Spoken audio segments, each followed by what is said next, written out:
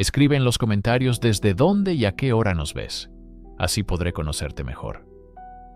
Para apoyar el canal gratis, no olvides suscribirte y darle like.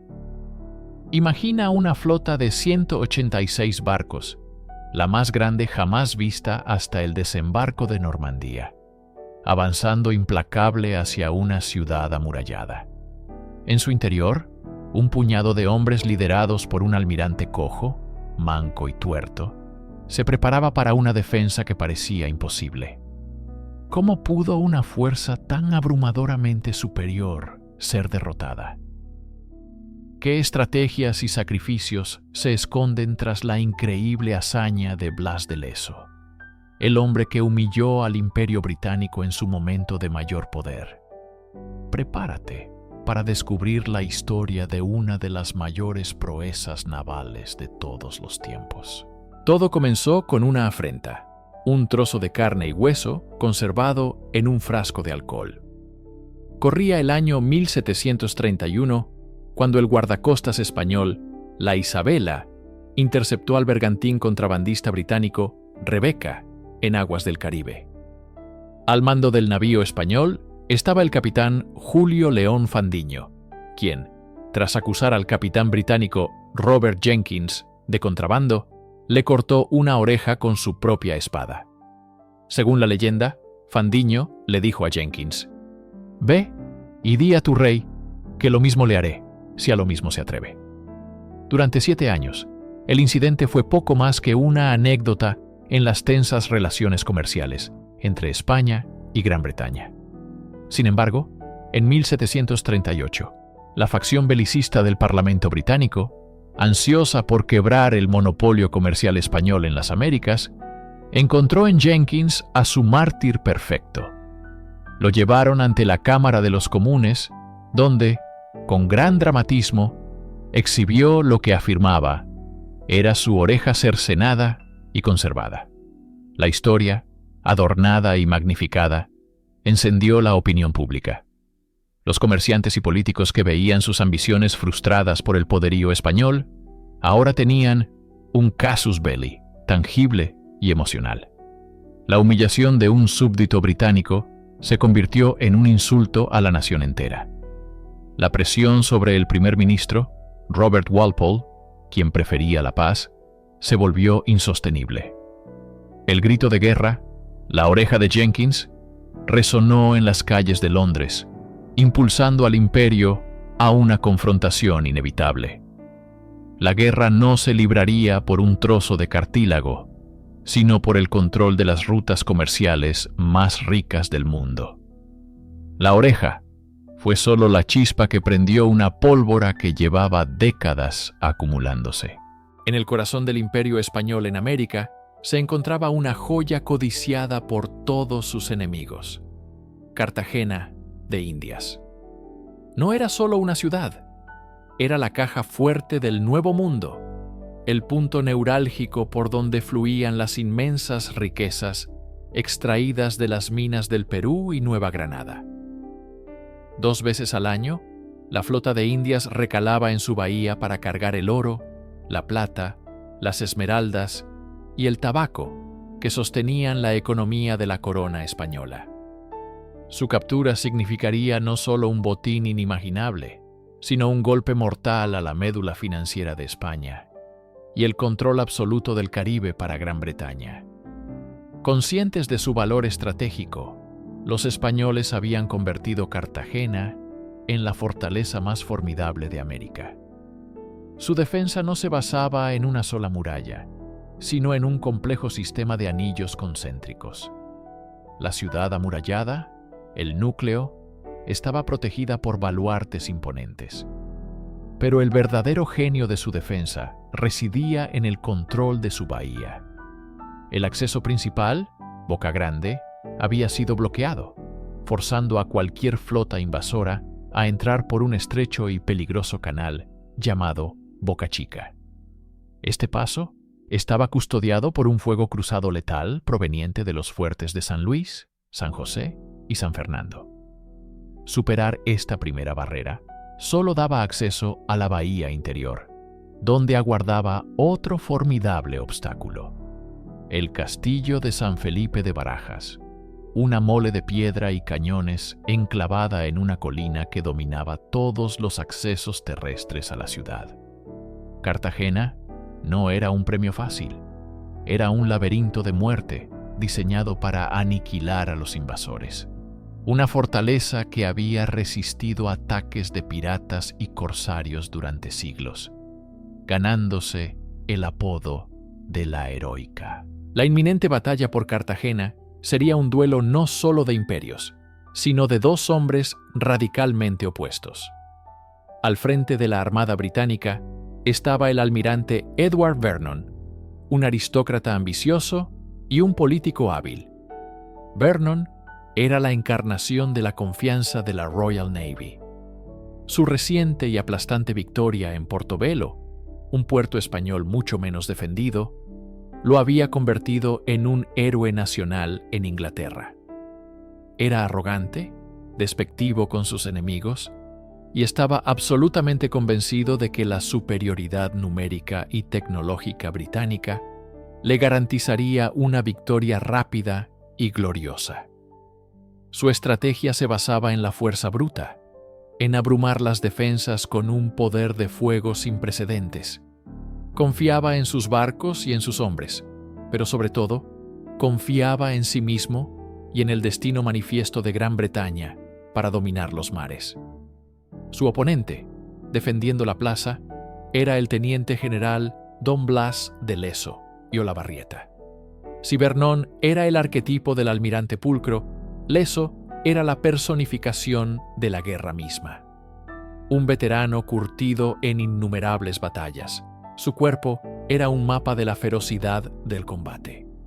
Había perdido el ojo izquierdo en Gibraltar. El brazo derecho se lo había llevado un cañonazo en Tolón, y su pierna izquierda había sido amputada por debajo de la rodilla, en el asedio de Barcelona. Le llamaban medio hombre, pero su mente estratégica estaba completa y afilada. A diferencia de Vernon, Leso no confiaba en la fuerza bruta, sino en el ingenio, la tenacidad y un conocimiento íntimo del terreno que defendía. Era un maestro de la guerra de desgaste, un estratega brillante y un líder que inspiraba una lealtad feroz. Mientras Vernon veía Cartagena como un simple obstáculo a ser demolido, Leso la veía como una extensión de su propio cuerpo maltrecho, herida, pero inquebrantable. En marzo de 1741, un espectáculo aterrador se materializó en el horizonte caribeño de Cartagena. No era una flota, era una ciudad flotante de guerra, una fuerza de invasión de una escala que el mundo rara vez había visto. La expedición del almirante Vernon superaba en tamaño y poder a la famosa Armada Invencible, que España había enviado contra Inglaterra 153 años antes. Las cifras eran mareantes y diseñadas para infundir pavor. Más de 186 navíos surcaban las aguas, una selva de mástiles y velas que oscurecía el sol. Entre ellos se contaban casi 30 navíos de línea, las fortalezas flotantes más poderosas de la época, cada uno erizado con hasta 80 cañones. Acompañándolos venían fragatas, bombardas y cientos de transportes repletos de tropas y pertrechos. La fuerza humana era igualmente abrumadora. Unos 27.000 hombres componían la expedición. Cerca de 12.000 eran soldados del ejército regular británico, a los que se sumaban 4.000 reclutas de las colonias americanas, entre los que se encontraba un joven Lawrence Washington, medio hermano del futuro primer presidente de los Estados Unidos. Completaban la fuerza miles de marineros y macheteros jamaicanos. Para ponerlo en perspectiva, la población total de Cartagena en ese momento apenas superaba a la mitad de las fuerzas invasoras. Para defender la plaza, Blas de Leso contaba con apenas 3.000 hombres, entre soldados regulares, milicianos, 600 arqueros indios y la tripulación de sus 6 únicos navíos de guerra. Las probabilidades no eran desfavorables. eran astronómicas. Desde las murallas, los defensores observaban en silencio cómo la armada más grande jamás reunida en el Caribe se posicionaba para el asalto. Para Vernon y Londres, la caída de Cartagena no era una posibilidad, era una certeza. Ante la inminente llegada de la flota británica, una sensación de fatalismo podría haberse apoderado de cualquiera. Pero no de Blas de Lezo. El almirante español, curtido en 1000 batallas y marcado por sus cicatrices, observó la abrumadora superioridad numérica del enemigo, no con desesperación, sino con un frío y calculador pragmatismo. Sabía que un enfrentamiento directo en mar abierto sería un suicidio. Sus escasos 6 navíos de línea eran una simple anécdota frente a los más de 180 barcos de Vernon. La defensa de Cartagena de Indias no se ganaría en el agua, sino en la tierra, y en los estrechos canales que daban acceso a la bahía. Su mente estratégica se activó de inmediato, concibiendo un plan audaz y desesperado. La primera orden fue drástica: hundir sus propios barcos. El navío insignia, el Galicia, junto con el San Felipe, fueron deliberadamente barrenados y hundidos en la entrada del canal de Boca Chica. Este acto de sacrificio naval creó un arrecife artificial, un obstáculo formidable que estrechaba aún más el paso y obligaría a los navíos británicos a entrar en fila india, exponiéndose uno a uno al fuego concentrado de los fuertes. No se detuvo ahí. Lezo ordenó tensar una gigantesca cadena con barriles flotantes entre el fuerte de San Luis y la batería de San José, creando una barrera física casi insuperable. Mientras tanto, recorría incansablemente las fortificaciones, cojeando sobre su pata de palo, con su único ojo escrutando cada detalle. Supervisaba el refuerzo de los muros, la reubicación de cañones y la distribución de la pólvora. Arengaba a la guarnición, compuesta por una mezcla de soldados regulares, milicianos locales e incluso indígenas armados con arcos y flechas. Su presencia infundía una extraña calma y una férrea determinación en los defensores. Estaban superados en número, sí, pero su comandante les hacía creer que cada hombre, cada cañón y cada palmo de tierra se vendería a un precio de sangre incalculable para el invasor. El 13 de marzo de 1741, el cielo azul del Caribe se oscureció con el humo de la pólvora. El almirante Vernon, confiado en su aplastante superioridad, dio la orden de iniciar el asalto. El plan británico era un martillo de 2 cabezas, un bombardeo naval implacable para ablandar las defensas, seguido de un desembarco masivo de tropas para tomar los fuertes por tierra.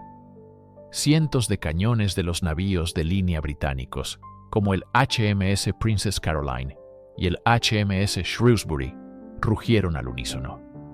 Una lluvia de hierro y fuego se abatió sobre los fuertes que guardaban la entrada de Boca Chica: San Luis, San José y Saniago.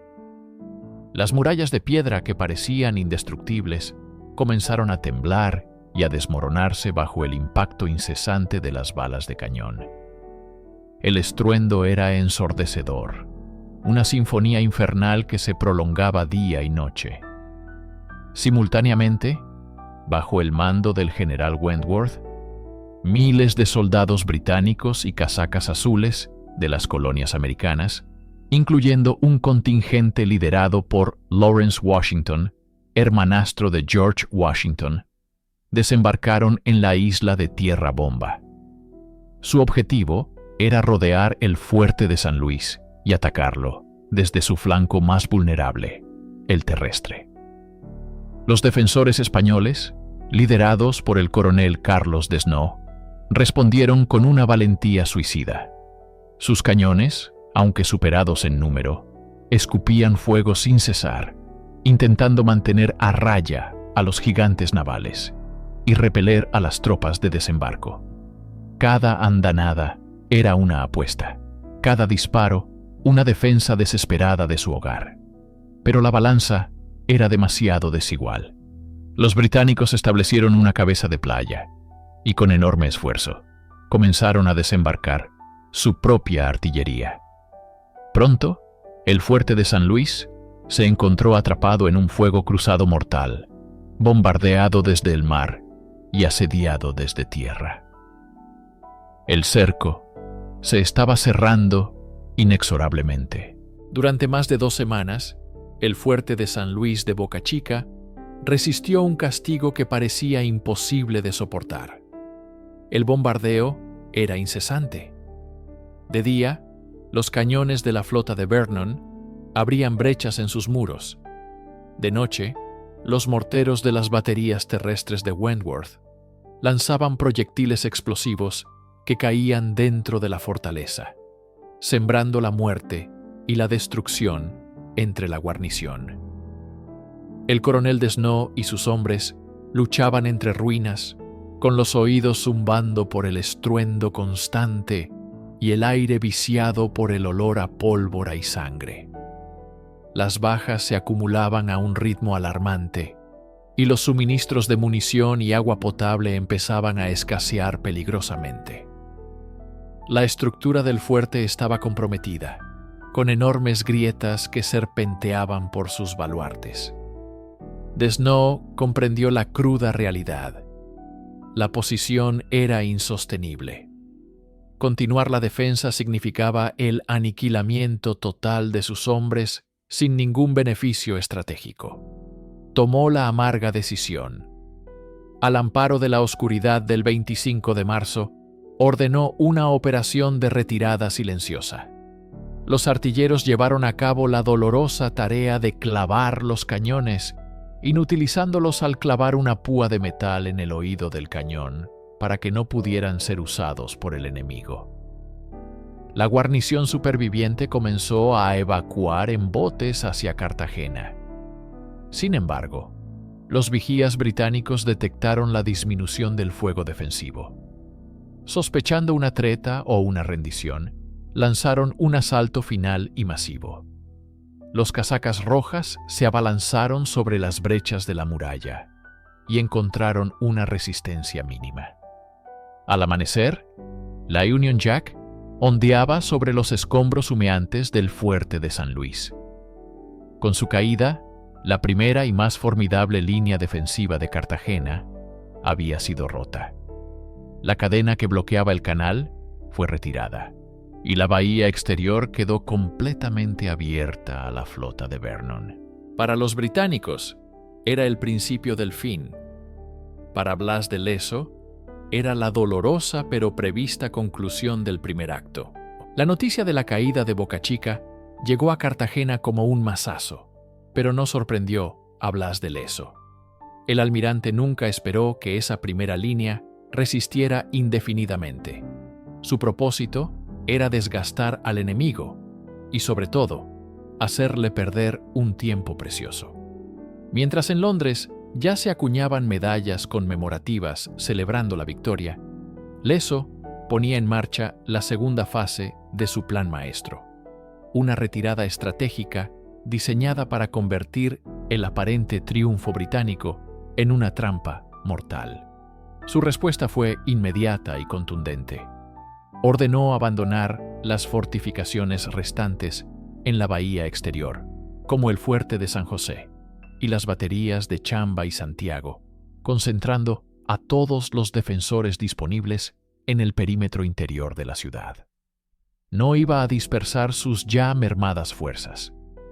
A continuación, ejecutó otro sacrificio naval.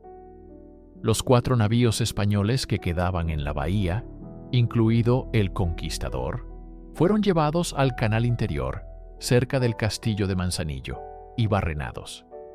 Al hundirse, crearon un nuevo y formidable bloqueo, obligando a Vernon a detener su avance y a perder aún más días vitales, buscando un paso seguro o retirando los pecios. Esta táctica de tierra quemada, o más bien de mar quemado, exasperó a los británicos. Les parecía un acto de cobardía, una señal de que la moral española estaba rota y la rendición era inminente. El almirante Vernon, cegado por la arrogancia, no comprendió que estaba siendo manipulado. Leso no huía, sino que lo atraía. Estaba cediendo terreno deliberadamente para atraer a las fuerzas de Wentworth a un terreno de pesadilla: los pantanos y la jungla que rodeaban el castillo San Felipe de Barajas. Leso estaba cambiando el campo de batalla, llevándolo de un duelo de artillería naval a un asedio terrestre, donde la superioridad numérica británica se vería negada por la geografía y donde sus aliados más letales, la fiebre amarilla y la disentería, tendrían tiempo de entrar en combate. Mientras Blas de Leso y sus hombres se atrincheraban para la defensa final de Cartagena, en Londres ya se celebraba la victoria. El almirante Vernon, embriagado por sus éxitos iniciales al tomar los fuertes exteriores de Boca Chica, cometió uno de los actos de arrogancia más notorios de la historia militar. Convencido de que la caída de la ciudad era un mero trámite, envió un correo a Inglaterra con la noticia prematura de su triunfo absoluto. La noticia fue recibida con euforia.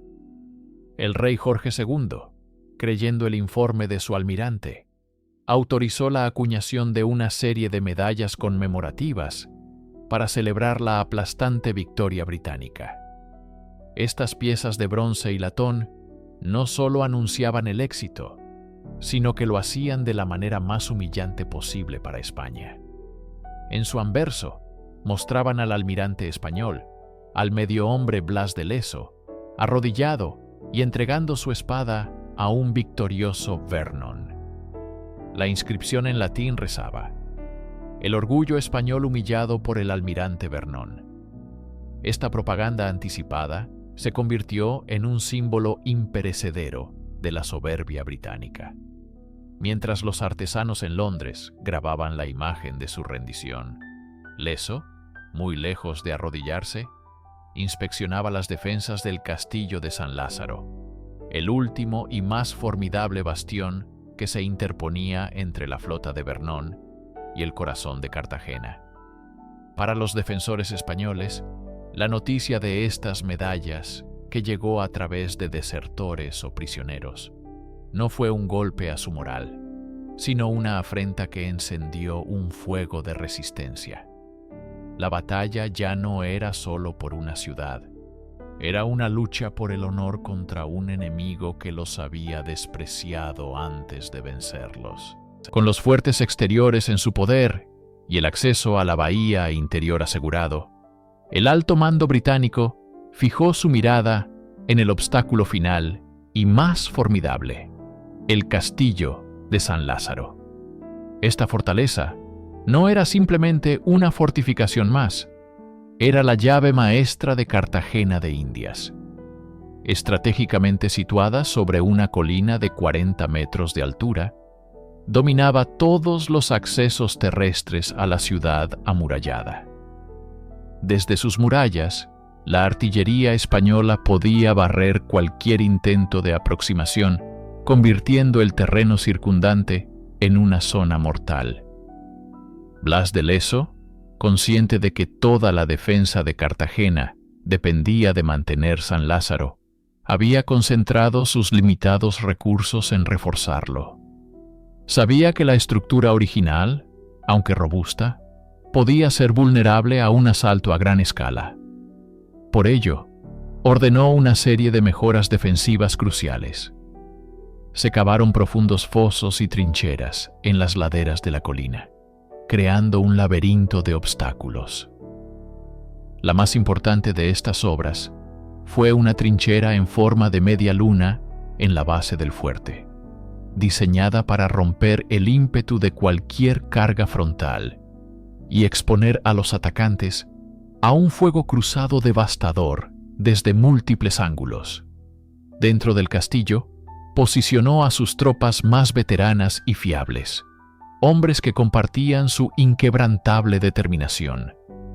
El general británico, Thomas Wentworth, al frente de las fuerzas terrestres, estudiaba la fortaleza con una mezcla de respeto y confianza. Sabía que tomarla sería costoso, pero inevitable.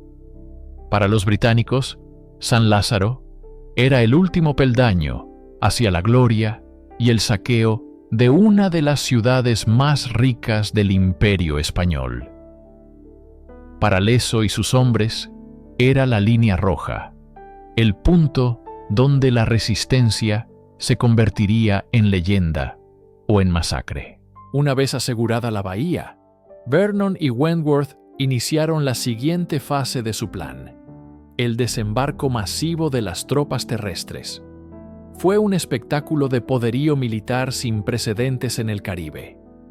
Miles de soldados británicos, los famosos casacas rojas, reconocibles por sus uniformes escarlata, descendieron de los transportes y abarrotaron las playas cercanas a la ciudad.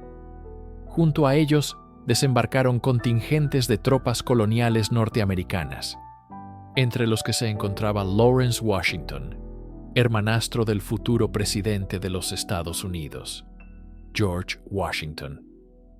A esta fuerza se sumaron mercenarios y un gran número de macheteros jamaicanos, reclutados para abrirse paso a través de la densa vegetación tropical. La escala de la fuerza invasora era abrumadora, superando en número a los defensores de Cartagena en una proporción de casi 10-1. Sin embargo, Blas de Leso contaba con un aliado silencioso y letal: el clima.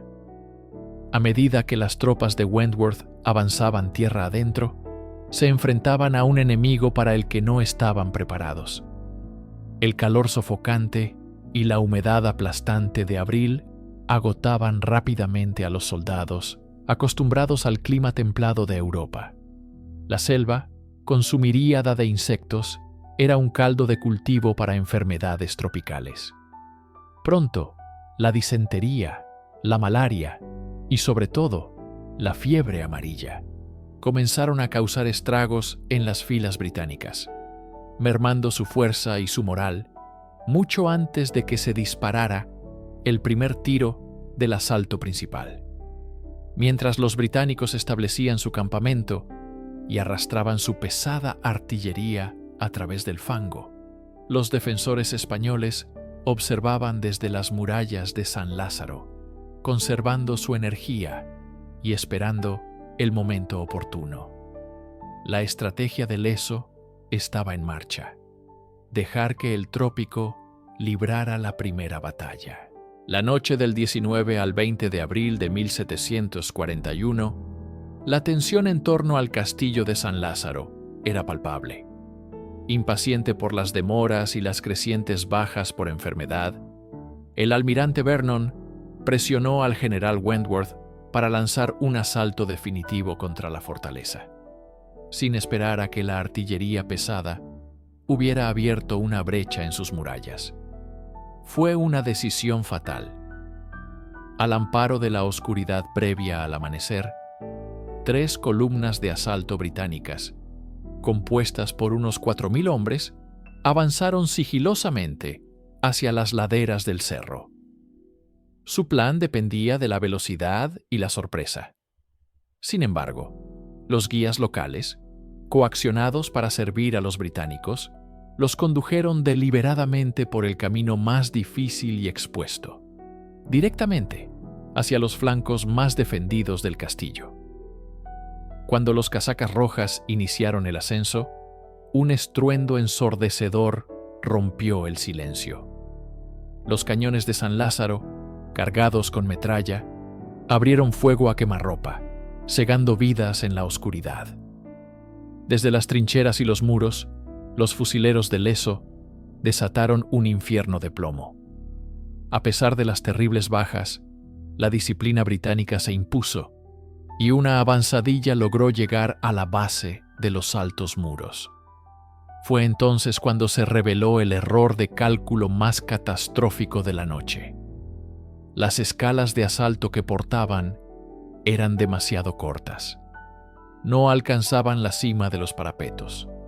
Los soldados, atrapados en la base del muro, se convirtieron en blancos fáciles. En el momento de máxima confusión británica, Blas de Lezo, presente en el fragor de la batalla, ordenó una carga a bayoneta calada. Los defensores españoles salieron en tromba de sus posiciones, cayendo sobre los asaltantes desconcertados y exhaustos. Lo que había sido un asalto se convirtió en una retirada caótica y sangrienta. El amanecer reveló una escena dantesca en las laderas de San Lázaro. Cientos de casacas rojas teñían el suelo. El gran asalto había fracasado estrepitosamente. Tras la caída de los fuertes exteriores, la moral británica estaba en su apogeo, pero la española, lejos de quebrarse, se solidificó en una obstinada resistencia. Blas de Lezo, estratega consumado, sabía que la batalla se decidiría en el umbral de la ciudad misma. El siguiente bastión clave era el fuerte de San Lázaro, una colina que dominaba el acceso terrestre a Cartagena. Lezo, anticipando el movimiento de Vernon, ordenó una frenética actividad defensiva. Bajo el incesante bombardeo de la flota, miles de manos trabajaron día y noche. Se cavaron nuevas trincheras en los accesos al fuerte. Se reforzaron parapetos y se posicionó la artillería en ángulos mortales, creando una red de fuego cruzado diseñada para desangrar cualquier fuerza de asalto. La guarnición española, aunque superada en número, era una mezcla formidable de veteranos, milicianos locales que luchaban por sus hogares, y un contingente de arqueros indígenas cuya habilidad en el combate cercano era legendaria. El gobernador Sebastián de Eslava coordinaba la defensa desde la ciudad, asegurando el flujo de suministros y refuerzos hacia San Lázaro. La atmósfera era de una tensión palpable. Cada soldado español sabía que este era el último reducto. Si San Lázaro caía, la ciudad estaría perdida. Se limpiaban los mosquetes, se afilaban las bayonetas y se rezaban las últimas oraciones. No se trataba solo de defender una fortaleza. Se trataba de defender un imperio, una fe y un modo de vida. La estrategia de Lezo era clara: obligar a los británicos a pagar un precio en sangre por cada metro de tierra que ganaran.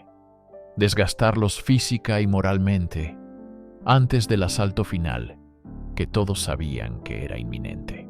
El 20 de abril, el almirante Vernon, cegado por la arrogancia y la impaciencia, cometió el error fatal que definiría el asedio. Desoyendo los consejos de sus oficiales de tierra, ordenó un asalto frontal y masivo contra el fuerte de San Lázaro. Creía que un golpe contundente de sus casacas rojas y de los contingentes de colonos americanos bastaría para aplastar la resistencia española. Al amparo de la oscuridad previa al amanecer, las columnas británicas avanzaron, pero Blas de Lezo estaba esperando. En el momento preciso, las trincheras que había ordenado cavar escupieron un infierno de metralla y fuego de mosquete. La primera oleada británica fue diezmada, sus filas compactas convirtiéndose en un blanco perfecto. A pesar de las terribles bajas, la disciplina británica se impuso y continuaron su avance hacia las murallas del fuerte. Fue entonces cuando se reveló el segundo desastre para los atacantes. Las escaleras de asalto que portaban eran demasiado cortas. Un error de cálculo garrafal que los dejó expuestos e impotentes al pie de los muros. Desde las almenas, los defensores españoles arrojaban granadas, disparaban a quemarropa y desataban una lluvia de proyectiles. El caos y la carnicería en la base del fuerte eran indescriptibles. Viendo la vacilación del enemigo, Blas de Lezo, un hombre mutilado que apenas podía sostenerse, ordenó un contraataque. Liderando desde el frente, Los españoles salieron de sus posiciones con las bayonetas caladas. La carga fue tan inesperada y feroz que rompió por completo la moral y la formación británica.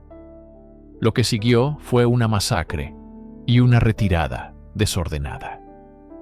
El asalto a San Lázaro no fue una derrota. Fue una aniquilación que selló el destino de la invasión y se convirtió en el punto de inflexión sangriento de la batalla. La humillante derrota en San Lázaro fue solo el principio del fin para la fuerza expedicionaria británica. Mientras los españoles celebraban en las murallas, un enemigo mucho más letal que sus cañones comenzó a moverse silenciosamente por el campamento invasor. La estación de lluvias había llegado, transformando el terreno en un lodazal insalubre. El calor tropical, la humedad y las aguas estancadas crearon el caldo de cultivo perfecto para las enfermedades. La malaria, la disentería y sobre todo la fiebre amarilla, conocida como el vómito negro, comenzaron a causar estragos. El ejército de Vernon, desmoralizado y hacinado en condiciones antihigiénicas, no tenía defensas contra estas plagas tropicales. Los hospitales de campaña se vieron desbordados por hombres que ardían en fiebre, deliraban y sucumbían en cuestión de días. La cifra de muertos diarios por enfermedad pronto superó con creces las bajas sufridas en el combate más feroz. Cada día, cientos de cadáveres eran arrojados al mar o enterrados en fosas comunes. El hedor a muerte y descomposición impregnaba el aire. La flota, anclada en la bahía, no era un refugio. Los barcos se convirtieron en ataúdes flotantes donde la enfermedad se propagaba sin control.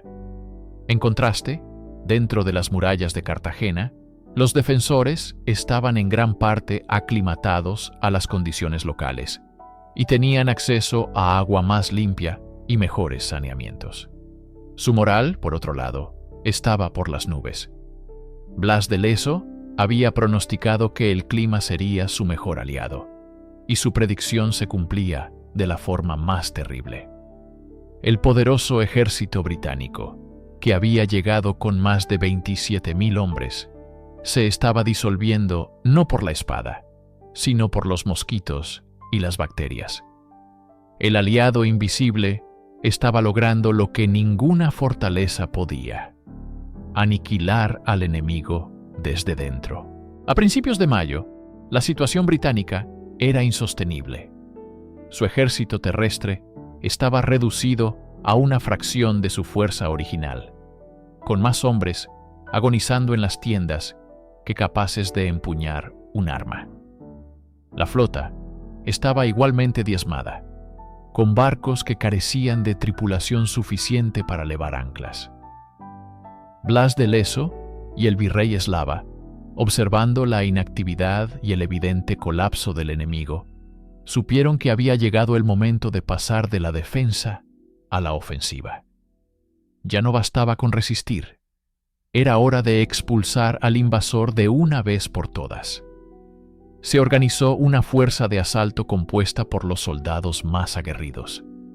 Su misión: un audaz contraataque para destruir las baterías de artillería que los británicos aún mantenían en tierra y empujarlos definitivamente hacia el mar.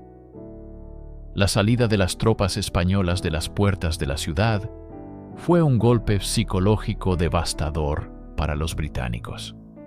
Los cazadores se habían convertido en la presa. El combate fue breve y brutal. Los pocos soldados británicos que quedaban para defender sus posiciones estaban demasiado debilitados por la enfermedad y la desmoralización para oponer una resistencia efectiva. Fueron arrollados por la furia de los españoles, que luchaban con la confianza de la victoria inminente. Los españoles capturaron o destruyeron los cañones restantes y prendieron fuego a las instalaciones del campamento. La retirada británica se convirtió en una caótica evacuación. Vernon, enfrentando la aniquilación total de sus fuerzas, dio la orden de reembarcar. En un último acto de humillación, tuvo que incendiar varios de sus propios navíos de guerra, incluido el buque insignia Galicia, capturado a los españoles, porque no tenía suficientes hombres sanos para tripularlos. La visión de la otrora invencible armada británica zarpando, dejando tras de sí un rastro de barcos en llamas, equipo abandonado y miles de tumbas, fue la imagen final de una de las victorias más decisivas de la historia de España. Para el almirante Edward Vernon, la realidad se había convertido en una pesadilla inescapable. El asalto final al fuerte de San Lázaro no solo había fracasado, sino que se había transformado en una masacre que diezmó sus mejores tropas. La moral de la otrora invencible armada británica estaba completamente destrozada. Los campamentos en tierra eran focos de enfermedad. La fiebre amarilla, la disentería y el tifus se propagaban con una virulencia aterradora, causando más bajas que los propios cañones españoles.